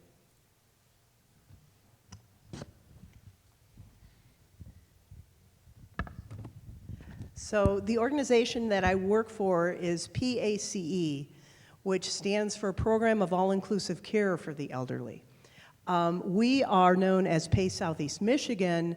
We are very fortunate in the lobby to have Huron Valley PACE, our sister organization that serves this community. Our goal is to provide a comprehensive medical program. It's medically based. It's also Medicaid and Medicare funded. But not only is it a traditional medical model of trying to provide good care, and one of the things I think that we get caught in with seniors is to think of them as always medically compromised or always needing our help. Yet it's the most rich, resourceful, interesting portion of our population. It's the people that have lived through amazing experiences with incredible resilience and versatility. And to tap into those people and allow them to remain an active and participating member of society, I think is the main charge of all of us on this panel right now. But for our job at PACE, we try to use a model of social integration in addition to allowing a person to age in place and to age in a way that is appropriate to them. Also to, again, support the caregivers that are involved in their care. We provide transportation to and from our centers. Our centers are open Monday through Friday for a traditional kind of senior center. And then we also provide transportation to and from medically necessary appointments. So I think those are some of the vehicles that we can grab a hold of to try to allow the medical portion and the aging process to be as graceful as possible. And Janice, you mentioned transportation. It strikes me that one of the key factors of feeling isolated, feeling lonely, might be the very fact when you stop being able to drive yourself around and you're stuck. You can't go to the bank. You can't go to the grocery store. And so are there solutions that we can talk about expanding or that are working that we can invest in that they're solving the transportation problem with loneliness in the elderly? Well, the Plymouth City and Township both offer a senior transportation program. It's funded through a variety of ways. Some of it comes out of our own pockets. We do get a grant from SMART, even though we are not part of the SMART community. And we get donations from United Way and some other organizations. But it really has a very limited scope. We don't see, I mean, I have not seen yet the numbers coming out of people who really are seriously depending on that service. But I will say that Plymouth Township, of all of the communities up here, we are the one that is going to be the oldest in the shortest period of time. Now, it wasn't always that way. I mean, as Oliver can attest, there was a time 30 years ago when the city were the old folks and the young folks were in the township. That's flipped now. We're now the old folks in the township. And the younger folks are now moving into the city because it's hipper and cooler and all of that. But that's another story. But the one thing that I think as a policy change long term, maybe not so much in Canton, but maybe in Plymouth Township, would be enacting zoning and planning regulations and ordinances that would allow for living in aging in place communities, that would allow for more single-story active senior housing and things like that. We have tried in the past to get those kinds of housing options in the community, and we've met with huge opposition because people don't want that type of housing stock in the community. We get beat up on that. So that's a cultural change. That's something that we have to instill in our folks, that this is good for the community, that people who are now empty nesters like me, who are moving out of that big house that they bought in Plymouth Township, want to stay in the community, but we don't have the housing options for those individuals. Now, you know, so it's a factor in that whole aging in place thing, which I think is a big deal for us that we're really not confronting yet as a community. Canton Township, we do have a transportation program through Nankin. Transports not only our seniors, but anybody who's disabled. We pick up door-to-door service. Take them to Ann Arbor, to the hospitals, take them to Wayne if they need to pick up a bus to Detroit. So it's a very strong regional transportation network that we have in place today. Kurt, you mentioned that it was being underutilized. Why do you think that is, the transportation in Plymouth? I don't think we've reached in the township, I don't think we've reached that tipping point yet where we have that number of seniors who need that level of transportation. They're either still driving or somebody else is driving them. And frankly, most of our customers for the bus service are coming from Tonquish Creek, which is the senior citizen facility in the city of Plymouth. Now, we don't recognize any boundaries with this service, but we do know that most of the customers for the bus service are coming from the city, and that's fine. I just don't think that the township has reached that point yet where our folks are fully utilizing that service. Okay, so we've talked a little bit about loneliness with the elderly. What we haven't talked about yet is loneliness with teens. And so, Kimber, I wondered if you might just kind of lay out the problem for us that you're seeing in your work with social isolation in teens. Sure, thank you. So I'm talking about it from a broad perspective, not necessarily related to your community, but nationally, suicide is on the rise, depression, anxiety, and they're all pointing to what's going on with social media and use of devices. So it is very much tied to what I've been spending 20 years on, is preventing bullying. One of the ways that children bully other children is by social rejection, social isolation. And if we don't really address the meanness issue, we're not going to really address the social isolation, because that's the ultimate way to bully somebody, by rejecting them. And if a kid is repeatedly socially rejected, there is research that shows that their brain actually changes and they lose the motivation to conform to group rules. So when somebody says, well, no wonder that kid doesn't have any friends, look how they're acting, well, they have probably been repeatedly socially rejected, so they no longer have that motivation to conform. The problem is that most adults do not recognize a child is being repeatedly socially rejected. So a kid can go to school, they walk down the hall, and nobody says hello to them, nobody's talking to them, nobody's excited to see them. They go to class, nobody wants to be their partner. They go to recess, they're told they can't play. And so all day long, there's these little social rejections that happen. Now, it is a social skill for us to be able to handle social rejection, but it is not okay for a kid to get more than their fair share. And that's what we see a lot of, is the cliques and the groups exclusion. So if we're not going to address the bullying, and I don't mean the sort of the old version of the bully is not the problem. It's the indirect, the underlying version of the bully, and things that most adults will never ever pick up on, and don't even. So like I have a kid that I'm doing FaceTime with. She lives in another state. I talked to her school counselor. The school counselor said, well, we don't have time to get into what happens at Girl Scouts, into what happens on the volleyball team. But all of these things actually are connected. And we have to start taking the time. We have to start understanding why some kids are acting out, because often they're also feeling excluded. So I would say social exclusion is a huge driver of loneliness that's then tied into the social media. And Patty, you have a unique perspective because your work kind of puts you in touch with the elderly and with the school system. What have you seen in terms of isolation?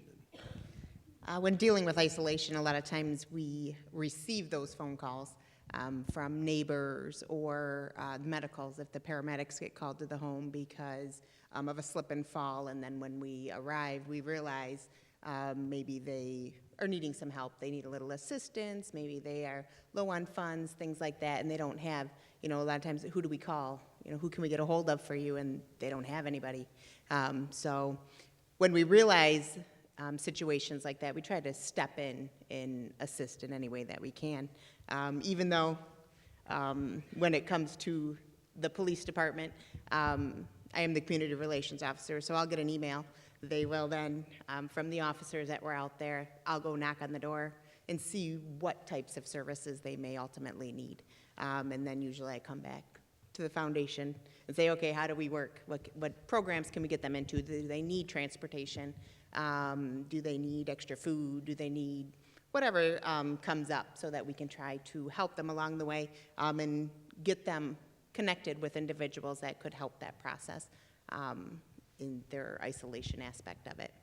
What are you seeing in terms of the Plymouth Canton schools when you're dealing with the youth on that side? What kind of needs are you seeing? I work with the elementary schools. I am not one of the school resource officers in the high schools. So we have, I'm part of the leisure services program, Canton Youth Connection, and we go into one of the schools and have after-school programs so that we provide the kids in some of the lower income housing community time to have a safe place and, you know, interact to help develop the skills that they may need as they, you know, continue on in their lives. So as we deal with youth in the community, you can't get away from your tablet. You can't get away from your cell phone or social media, where back in the day we hung up the phone and we were done. Kids nowadays, they have it with them all the time. So trying to educate parents on that in a way of, hey, you are in charge, be nosy, be in your kids' business, try to know what's going on, or at least educate yourself on what they may be dealing with in the schools or when they're at school. We will get connected into those type of situations when sometimes the parents will call or kids will come to the officers in the school and let them know situations are happening like that. So it's a unique situation because they do have counselors in the schools, but there's a lot of kids that they deal with, so trying to get them extra time with them would be useful. Go ahead, Millie. So I want to add something here. I have 2 kids, 14 and 13, and they're coming at that age, teenagers. So one thing which has really made an impact is social media on children, which is actually cause for social isolation too, because the kids are spending so much time online with all these different apps, social media platforms, call it Facebook, Snapchat, Instagram. So one aspect is they're spending too much time connected virtually. There's no personal connection. There's no face-to-face communication. So that is putting kid in a room all by himself, just talking virtually to people. So there's what the problem is, the social isolation. He's having relationships, but not the real relationships. So that is one problem. The second problem, which I read, and which is very interesting to find out, is when they look at all these medias, all these Facebook pictures, all these Snapchats, all they see is happiness, which is sometimes not true. Everybody's portraying just perfect pictures, perfect vacations, perfect situations. They are the most awarded kids. So that puts some kind of disadvantage in kids thinking, okay, maybe I'm not part of all this. So the kid starts to feel left out. So that's where I think social media is creating, instead of helping, it does help. I'm not saying that it's a necessary evil. We just cannot live without it. Honestly, I cannot live without my phone. It's right here. And so does the kids. Kids cannot live without it. And as a parent, I want my kids to have it too, because that's the way I can connect with them. But we have to find, as parents and as elders, as community builders, to teach them to find the balance so that they don't feel lonely. They don't feel socially isolated, to explain it to them. What is the real relationship? It's not connecting with somebody who's 50 miles away and just be friends. You have to have real relationships. And I feel that's where Porch can come and help. We can be mentors to kids, explain it to them, or we can connect. We were talking amongst ourselves back this connect seniors to seniors. How can we introduce technology to our aging population? Hey, bringing the seniors from the school. Help them. Help those seniors from the school, help these seniors. So there's a connection forming. So there's community helping each other. Everybody's coming together. And I know Pat can very well, talk about it. How many kids does he see in his program where all these effects, substance abuse taking over, the kids are not, part of regular lifestyle? Well, what we see is within GrowthWorks framework, we started in the 70s as a drop-in center for kids in Plymouth, and our main office is still in Plymouth. But social isolation is you both so all of you so eloquently referred to it, is that what it's breeding is it's breeding addiction, it's breeding obesity, it's breeding depression, it's breeding I don't want to talk to another human being in person. I just want to be isolated. So when they come to us, in a sense, not everyone that comes in as an adolescent, we deal with adolescents, adults, and families, they have that piece of addiction from bullying, from that being disconnected from another human being, that personal relationship, being addicted to the device, right? So what we do, our clinicians do, our groups do an amazing job at helping the kids get reconnected and helping them to understand that there is life without addiction, there is life without devices, there is life without, overeating, because all of the things that we're talking about, many of them is addiction-based. It doesn't have to be a pill or a drink to be addicted. It can be the iPad, the iPhone, it can be devices, it can be food, it can be many different things that we need to address. And yes, you're absolutely right. These are the professionals in that, and it's the brain that drives it all, right? So we have to address that. And I love the piece about bringing seniors from high school to seniors, because that's the basis of what we work with our peer coaches as well. We've walked in the shoes of the people that we're helping, right? So the youth can come into the seniors that they know they've walked in the shoes of every iPad and iPhone and every other phone, and be able to help them move forward and not be so isolated. It would seem like one of the challenges of solving this problem is that there's a social stigma around the loneliness issue. Would you agree with that, Pat? Yeah, there's a total social stigma around that. I mean, we're surrounded by stigma in so many different ways because we're so worried about what everybody thinks of us, right? I don't have Facebook. I don't talk about it. You know why I don't? I call it relapse book in my business, right? That's my own personal opinion. I go and I look at Patty's and I go, oh, wow, they're in Hawaii again. And I'm working in the snow because I use drugs and now I'm just a peer mentor at GrowthWorks and I don't make any money. Well, you know what? I thank God every day that my life's been repurposed to be a peer mentor at GrowthWorks, and I really don't care that Patty's in Hawaii. If Patty wants to tell me she's in Hawaii, pick up the phone and call me. Or better off, stop by and say, hey, I went to Hawaii. I don't care what you did. If you want to know what happened with my kids and in my life, ask me. Right? Ask me. I got one that works for an NFL team, and I got another one that's in law school at Wayne State on a free ride that graduated from Ross Business School. And yeah, Mondays are kind of difficult at the house. I won't name what NFL team, but we love them, and we always will. Kimber, you were going to say something. Yes, one area that I feel that has been missing for all these years is parent education. Parents, you don't go to school to learn how to be a parent, and now as a parent we're having to deal with this new tool that is bringing a lot of new problems to our children. And I think that because I do parenting workshops and most schools are like, we can never get the parents there. Well, it's just like anything else, you have to build that culture. So if you start out young with an expectation that kindergartners, first grade parents are gonna come to learn, and you keep building that, then you're gonna build that culture and build that education. But our parents are sorely lacking in the skills of what to do with social media, depression, anxiety. We work with a lot of kids that they'll bring them in for a mean kid situation, but the truth is their kid has anxiety and the parent didn't even know it.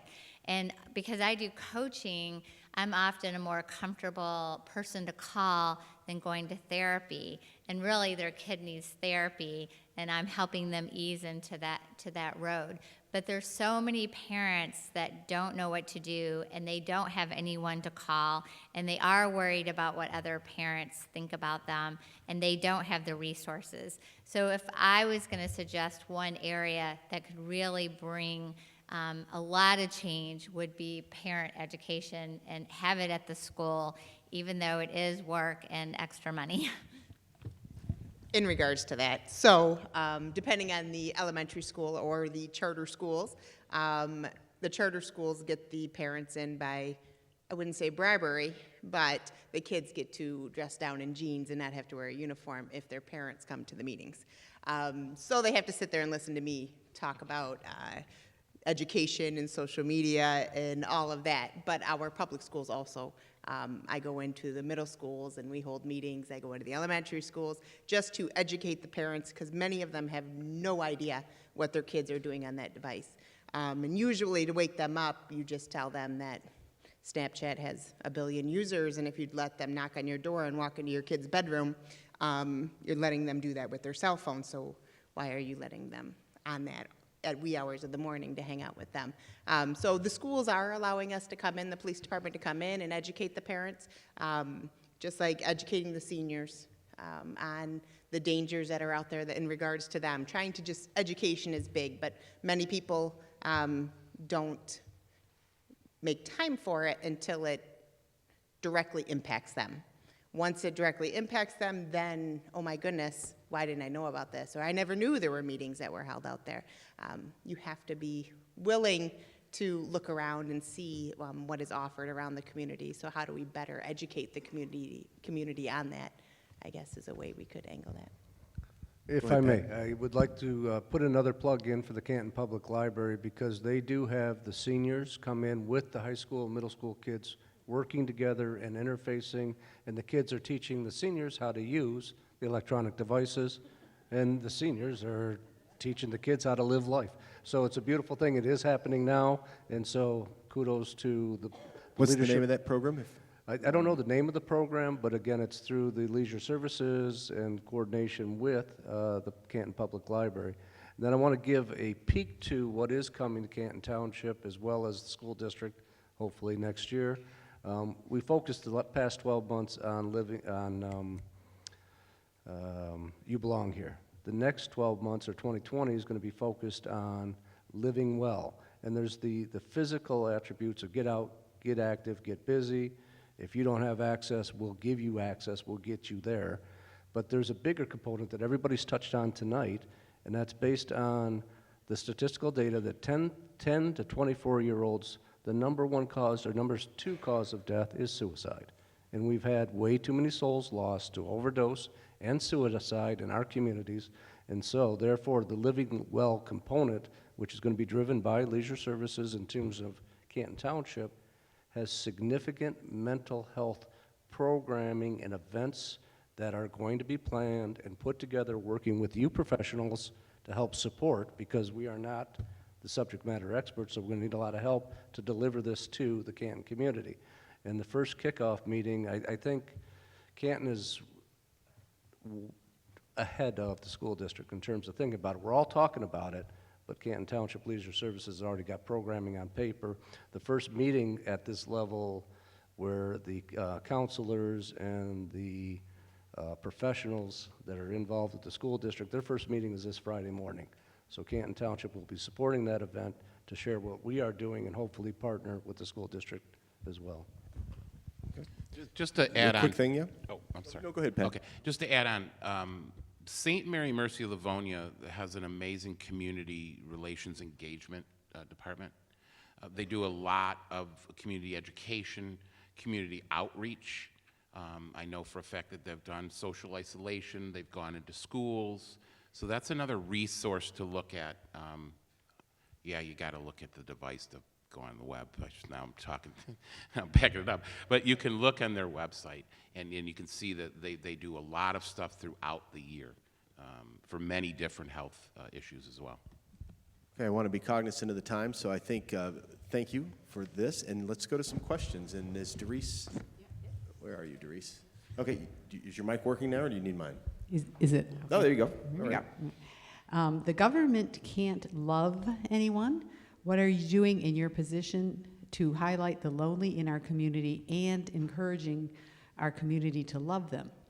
No one should feel unwanted in Plymouth Canton. Agreed, and I just got done describing it. That's going to be the living well with the mental health component and the outreach. The other thing that I've been thinking a lot about as I'm hearing the incredible comments and the expertise on this subject matter is the question about what we can do as government officials with limited resources.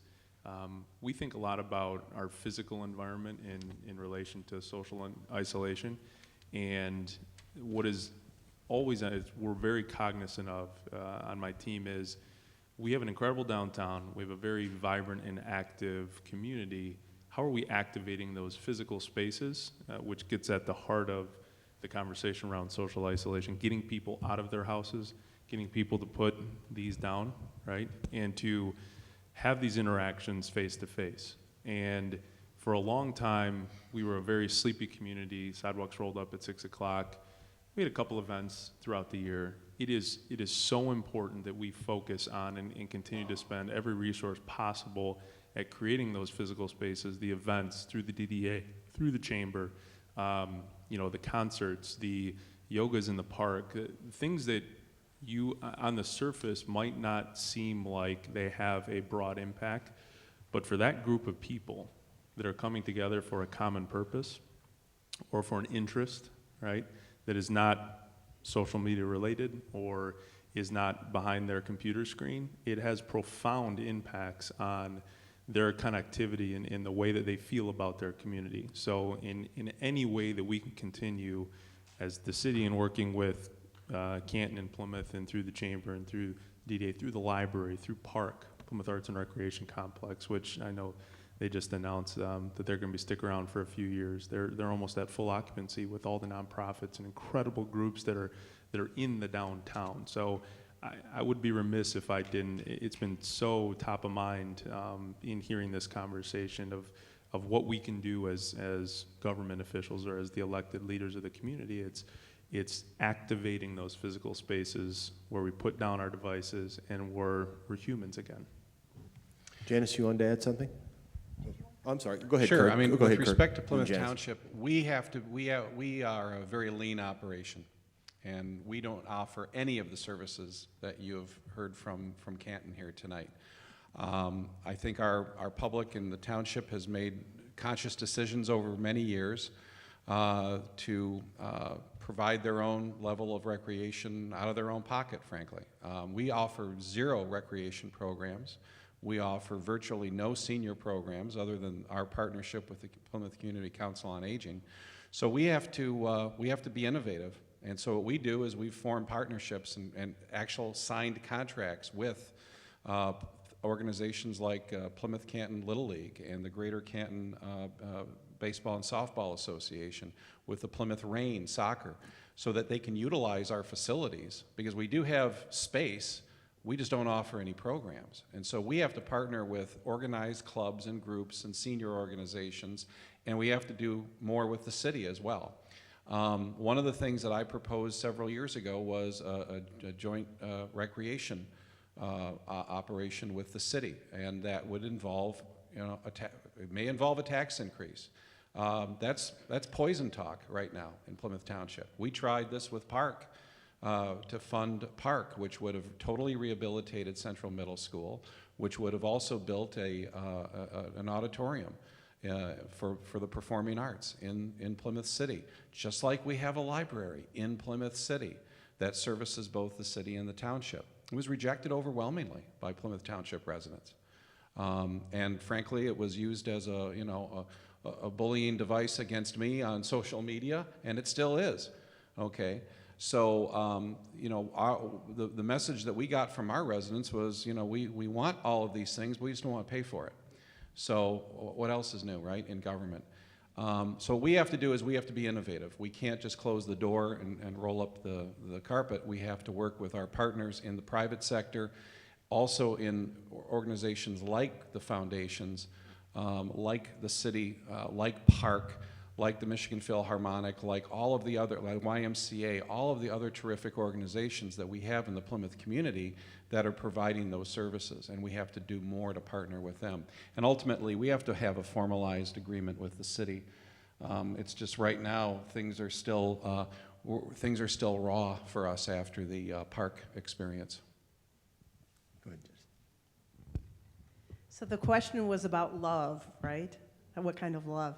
One of the most dynamic examples of love that helped reduce social isolation and loneliness was multi-generational programs. So a combination of a traditional preschool program with that wonderful senior center happening under the same roof, happening at the same time. There's no greater expression of love that I've ever seen than to see a senior with a young person, right?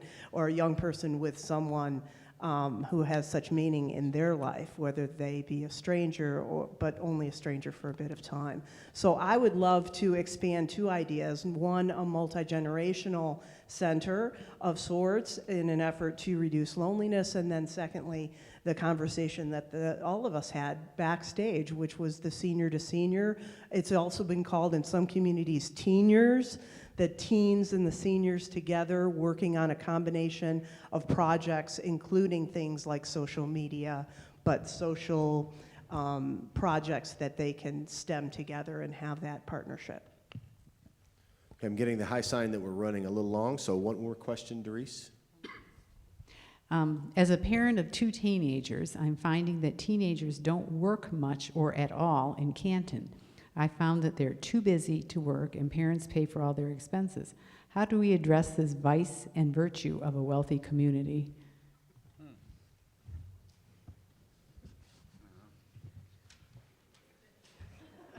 That's Who wants to touch that? Get a job. That's a Canton Don't everybody Township- rush this is at Canton once. Township's issue. Kids don't work and their parents are spoiling the heck out of their kids. No?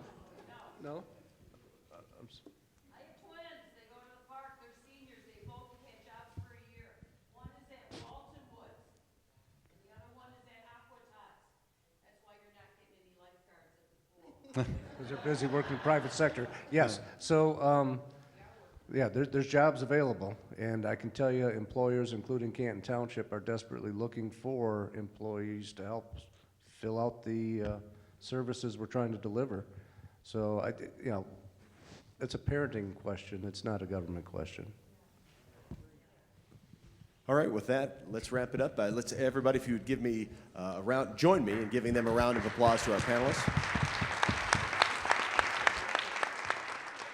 And again, before I turn it over to Beth, again, just give us your feedback. We want this to be a useful exercise for the community. What can we do better? Let us know, and the next time we'll take your comments to heart. So thank you very much. Now, Beth, you want to take it away? Yeah. So I just want to thank you all for coming out tonight to our first night of Impact. I'm hoping that we have more of these. Hopefully you came out of tonight with some ideas. And if you have more questions, if you have more comments, we will be waiting at the 2 doors to collect those. If you get home tonight and you start talking about some of these issues and you want to talk to us, if you've got ideas for programs that we can start to develop, please get in touch with us. My email address is on the back of your program. Our phone number is there. Our web address is there as well. We'd love to partner with you. That was what I hope to get out of tonight, to start bringing in some more of our community members to develop programs. And I think we got some really great ideas from our panelists, so thank you for everybody for coming out tonight, and have a great holiday. Thank you.